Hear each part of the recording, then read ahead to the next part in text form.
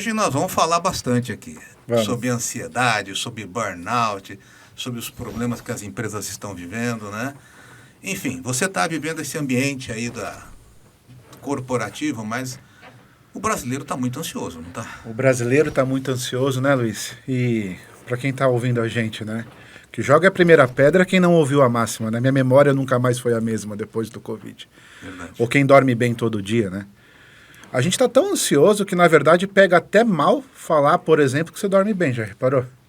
Outro dia eu estava dando uma aula e falando sobre insônia, alguém disse, você dorme bem? Eu falei, durmo. Aí alguém disse, deve ser herdeiro de alguém esse desgraçado. Quer dizer, a gente vai normalizando alguns comportamentos de tão frequentes que eles estão. Pergunta aí para a pessoa do seu lado, né? Você se sentiu ansioso na última semana?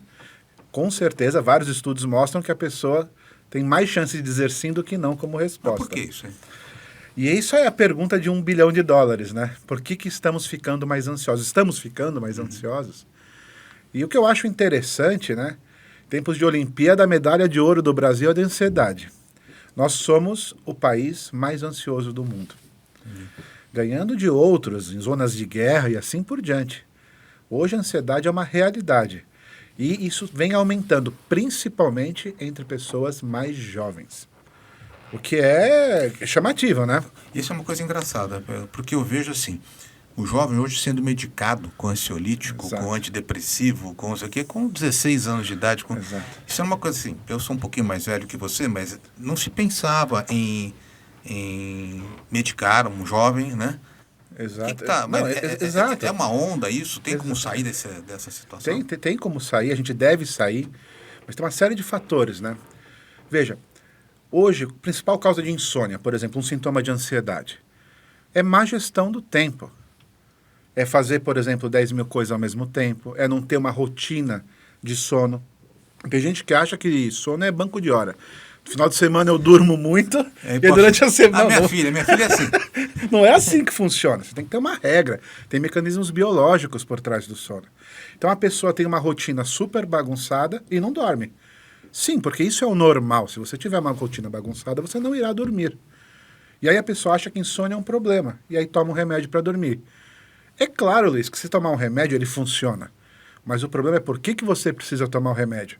Mas cá entre nós, é mais fácil tomar um remédio e dormir ou mudar comportamento. Então, hoje, a gente tem uma medicalização muito grande de sintoma. Mesma coisa acontece, por exemplo, com falta de atenção. Falta de memória. Eu pergunto para as pessoas, você tem falta de memória? Quando a pessoa fala que não, provavelmente é porque ela esqueceu que tem falta de memória. Mas é uma regra hoje a memória falhar. E vários trabalhos mostram que falha de memória, o principal agente que causa isso é multitarefa. É fazer várias coisas ao mesmo tempo. Hoje as pessoas não fazem gestão do tempo, fazem 10 coisas ao mesmo tempo e acham que precisam de um remédio para se focar mais. Olha que dado interessante. Transtorno de déficit de atenção e hiperatividade. Virou moda isso aí. Agora. Exato, virou moda. 3% da população tem TDAH. 100% da população tem falha de memória. Você acha que só 3% tomam remédios para TDAH? Claro que não. Então a gente vai medicalizando questões, vai achando atalhos e vai deixando, que eu acho mais grave, de tratar a causa raiz. E com isso, os sintomas vão aumentando e vai virando uma bola de neve. O que é essa causa raiz? A causa raiz, isso é muito curioso, né? Da onde vem isso? Isso vem de uma tendência que as pessoas têm de, por exemplo, não pôr limite nas coisas, de achar que autocuidado é egoísmo. Pega os gestores, por exemplo, um público que a gente tem grande ênfase para olhar. O gestor acha que quando ele vira gestor, ele não pode pedir ajuda, ele tem que virar um super gestor. Pedir ajuda é sinal de fraqueza, ele tem que fazer hora extra, tem que responder e-mail de madrugada, porque senão ele estará fora do mercado de trabalho. Isso por si só já instabiliza os mecanismos biológicos dele. Ele se sobrecarrega, ele tem que trabalhar fora do horário, ele come fora de hora, ele não faz a terapia dele, ele não tem hobby. E essas coisas vão se desconstruindo porque a gente tem fantasias que eu preciso dar conta de tudo. Deixa eu dar um exemplo. Uma vez eu perguntei para um paciente meu, o que você faz de hobby, né? O que você faz para você? Sabe o que ele me disse? Pedro, vou te contar. Eu até gosto do trânsito em São Paulo, porque eu vou ouvindo podcast. Eu adoro podcasts, né? Eu adoro ouvir audiolivros e tudo mais. Mas se o seu único passatempo na vida é ficar no trânsito, tua vida tá com alguma coisa errada, não é verdade? Então, aí eu quero te provocar uma coisa, Pedro, porque veja assim, essa coisinha aqui, ó, né?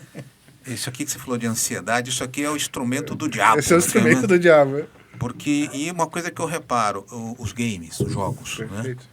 Porque as pessoas ficam jogando horas isso aqui, né? Vários tipos de games, tá? E falando com o meu médico, imagino que você deve concordar, o cara quando joga à noite, deitado na cama, ele não vai dormir. Não vai dormir, exato. Porque você aciona todos os seus Exato. neurônios e você fica, pô, preciso passar de fase. Mas pra que você passar de fase, né? Não, porque eu preciso ganhar o bichinho do não sei o quê. Isso gera um processo acho que é neurótico, porque você, tá lá, você começa a jogar meia-noite, 4 da manhã, você tá lá. Exatamente, exatamente. Como é que você lida com isso? Exato. Quer ver, por exemplo, uma das dicas para a higiene do sono. Tá? Então, assim, tem muita gente que tem dificuldade para pegar no sono. Como que a gente trata isso? Primeiro, higiene do sono. Por exemplo, 1h30, 2 horas antes de dormir, não se deve usar nada eletrônico. A gente, pelo contrário. Nem ver TV. Nada. Zero estímulo. Vai caminhar. Vai caminhar, zero estímulo eletrônico. O que a gente faz? A gente faz tudo errado. A gente compra fio mais longo do celular para conseguir alcançar na tomada. E deixa debaixo do E travesseiro. deixa debaixo do travesseiro. A minha irmã faz isso, viu? Os chineses inventaram um travesseiro airbag. Não sei se você viu. Não. Você põe um travesseiro. Se o celular fosse cair no seu rosto, ele infla um airbag para você não se machucar. Você tá brincando, cara. Verdade, isso existe. As pessoas... Onde é que vende? Onde é que vende? Já inventou às vezes. Eu não sou onde é que vende esse negócio? Mas é isso. E a gente acha que isso não é biológico. Por exemplo, muitas pessoas pegam no sono, mas acordam de madrugada. Às 3 da manhã, eu sempre falo. Tem uma explicação biológica para isso, depois a gente fala. Mas quando você acorda, você tem que tomar a decisão mais importante. Virar para o outro lado e dormir ou pegar o telefone. Se você pegar o telefone, o seu córtex assente já era.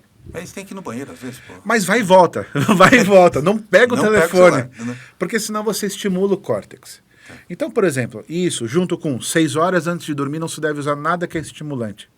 Café, guaraná, chá preto, açaí. Então a gente faz tudo errado e acha que o problema é E dormir. alimentação antes de dormir? Exata, mesma coisa. Tudo mais moderado, pouco líquido, nada muito gorduroso, nada muito estimulante. Aquele cafezinho ou chocolatinho depois do jantar é um veneno para o sono, porque são substâncias estimulantes. Aí tem gente que fala assim, Pedro, mas eu tomo meu vinhozinho à noite. O vinho, o álcool, assim como o Rivotril, são sedativos, ele vai desligar. Passa 2, 3 horas, o corpo faz um pico de adrenalina, você acorda. À noite que você bebe mais, você pega no sono. Mas você acorda. Mas não é uma noite bem dormida. Então eu estou dizendo isso porque sono aqui dá um mês de conversa. Mas a gente vai normalizando alguns comportamentos, deixa de ajustar o que precisa ser ajustado e acha que o problema Não, e a gente é do pega trabalho. a bengala do remédio, né? A bengala do eu não remédio. vou dormir, mas tudo bem, se eu não dormir, eu tomo um remedinho. Exato. E esses remédios, eles tendem a ir perdendo o efeito no decorrer do período, não é isso? Tem um mito na psiquiatria, né, de que os remédios dão dependência. Isso é um mito em parte, porque existem remédios que dão dependência. E dependência química significa precisar cada vez mais de uma dose maior para o remédio ter o mesmo efeito, ter abstinência e assim por diante. Esses são os tarja preta. Aqueles remédios que são prescritos no receituário azul. Sim. Que muitas vezes são necessários e, em caráter transitório, são tratamentos muito efetivos. O problema é que você tem um tempo até resolver o problema de base e usar essas medicações. Senão se normaliza. Tem hoje gente, por exemplo, que o problema da vida é a abstinência que faz esse remédio. Tem gente, por exemplo, que usa indiscriminadamente e aí o bicho pega. Isso, por exemplo, alguns desses remédios, por exemplo, o Zolpidem, um remédio que muita gente usa, um indutor de sono. Ele tem efeitos adversos gravíssimos que a gente tem que pensar. Ele induz sonambulismo complexo. Tem uma paciente que fez uma compra online de um animal. Ela comprou... Isso é verdade. Apareceu o cachorro. Apareceu... Não foi um pet, ela comprou uma cabra. Olha, essa história é verdadeira. Chegou na casa dela. Ela não lembra disso. Tem gente que pega o carro, sai dirigindo. É claro que tem bons usos do remédio, isso feito com supervisão é adequado, mas tem gente que tem muitos efeitos adversos. E pior, a gente deixa de endereçar a causa raiz dos problemas. Então eu digo isso porque uma vez no avião, alguém chama o médico a bordo. E aí fala, meu Deus, tomara que tenha um cardiologista. Alguém. Não eu, porque se for um parto eu não lembro mais o que tem que fazer. E quando chega lá na frente era uma crise de ansiedade. E a comissária, munida da melhor das boas intenções, deu uma cartela do remédio dela para o passageiro. Ai, meu Deus. E é isso, tem essas boas intenções, mas olha o estrago que eventualmente acontece. Entendi. Então, às vezes é mais fácil tomar um remédio, ele resolve o problema transitoriamente, mas a gente não resolve o problema. E você acha que a sociedade brasileira, o brasileiro em si gosta do remédio? Adora né? um remédio. Né? Nós Gosta. adoramos um remédio. A dipirona, né? Todo mundo tem o kit, né? E a gente vai normalizando tanto, porque antigamente o pessoal ia para o exterior, você pedia o chocolatinho, né? Hoje você pede, me traz melatonina. A gente tem essa cultura de deixa eu me automedicar.